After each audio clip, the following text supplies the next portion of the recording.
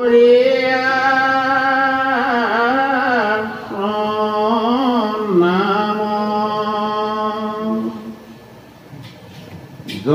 জয় ঈশ্বৰকে হব সদাহিব যাৰ মায়া পাশে বদ্ধ জগতৰ জীৱ মিলে মুখ্য যাৰ নাম শ্ৰৱণ কীৰ্তনে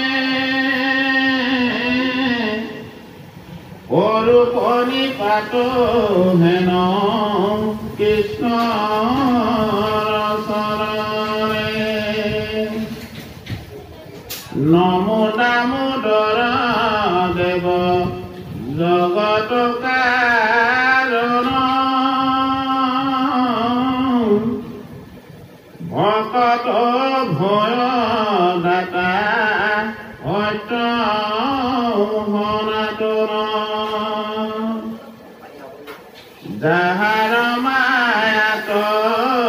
হুৱে সৃষ্টি স্থিতি লৈ হেন কৃষ্ণ চৰণেৰ শিবু পদচৈ ঈশ্বৰ কৃষ্ণ হে কৰুণা ঈশ্বৰ কৃষ্ণ হে দয়া ঈশ্বৰ কৃষ্ণ হে কৃপাময়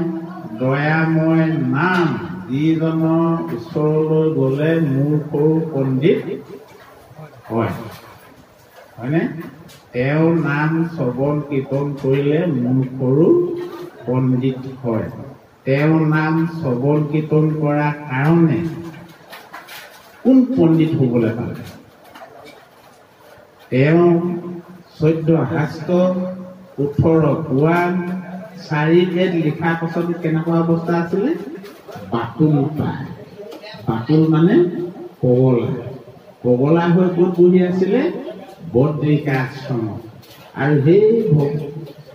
বাতুল পায় ব্যাসক এটা শুদ্ধ পথ দিবৰ কাৰণে প্ৰভু ভগৱন্তই তাক পঠিয়ালে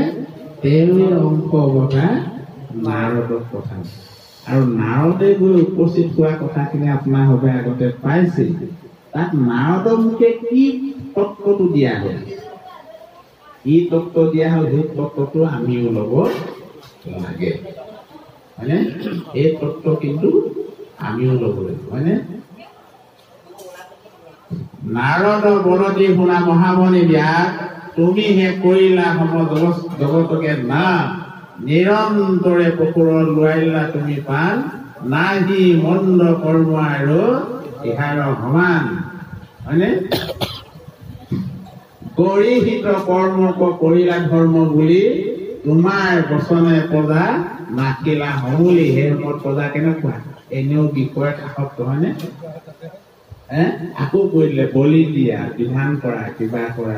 প্ৰজা হয়নে লাষ্টত কৈছে কি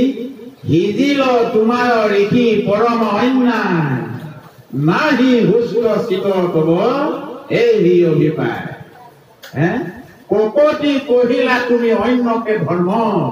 নকৰিলা প্ৰখ্যাত কৰি কৃষ্ণ কীৰ্তন তোমাৰ বেমাৰটো ওলালে হিজিল তোমাৰ ঋষি পৰম অন্যায় নাহি হুষ্ট চিত কব এই অভিপায় তোমাক এতিয়া মই লখিমপুৰ ডাক্তৰে আশা কৰিছে ডিব্ৰুগড় ইউনিভাৰ্চিটিলৈ নিম লখিমপুৰ ডাক্তৰে আশা কৰিছে গুৱাহাটী তালৈও নিব নোৱাৰো ভেলুলৈও নিব নোৱাৰো তোমাক ভাল কৰিবলৈ পগলা কিন্তু মোৰ গুৰিত এটা পাৱাৰ আছে যিটো দিলে তোমাৰ সেই বেমাৰটো নিৰাময় হ'ব কি হেতু মোৰ উপদেশে কৰা ভাগৱত শাস্ত্ৰ প্ৰচাৰ গোবিন্দৰ গুণ নাম মাত্ৰ তোমাৰ এই অৰ্থখিনি যে লিখিলা ব্ৰহ্মাণ্ড ভুল এতিয়া শ্ৰীমদ ভাগৱত হিচাপে এখন নতুনকে লিখা আৰু তাক দুটান বস্তু বেছিকে দিবা এইটো শ্ৰৱণ কীৰ্তন তাত কৰে বাণী শেষ দূৰ কৰে খেৰাটো মাৰ মন ক্লেশ আকৌ ভকতৰ ধ্বংসই লাগিব একবাৰ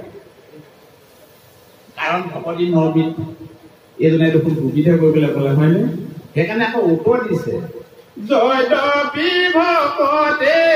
নৱ বেদ মাধৱৰ শ্ৰৱণ কীৰ্তন তাত আতে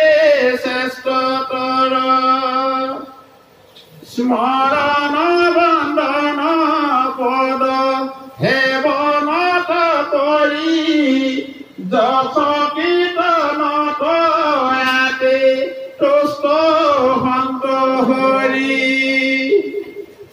যশ কীৰ্তন কৰিলে হৰি সোনকালে তুষ্ট হয় যশ কীৰ্তন আমি এতিয়া আপোনালোকৰ আজ্ঞা মানি এয়া কৰি আছো অলপ আগতে যশ কীৰ্তন এই 5 জনে হৈ আমাক আপ্লুত কৰিলে হয়নে আৰু লগে লগে বন্ধু ইয়া পালেহি এতিয়া সাৱধান ভকতে যতে কয় প্ৰযোগন চই তাৰ মালা গান্ধি আপি ভগকে পামই হে নজানি ব্যাঘৰে তুমি সৰ্বজান প্ৰচাৰক শাস্ত্ৰ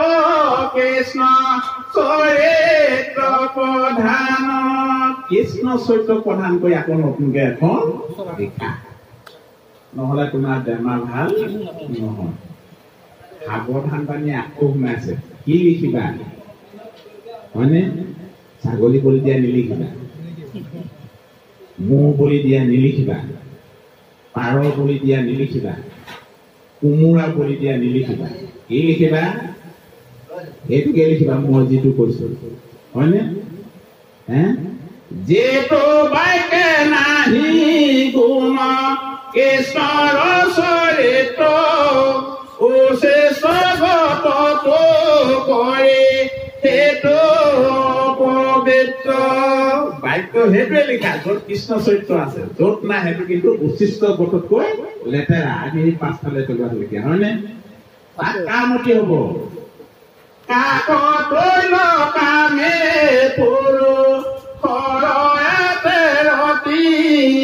ভকতৰ নাই আত অভিলাষমতি তাত ভকতে কিন্তু অভিলাষ নকৰে কাকতৈল কামী পুৰুষ হয় সেইবিলাকত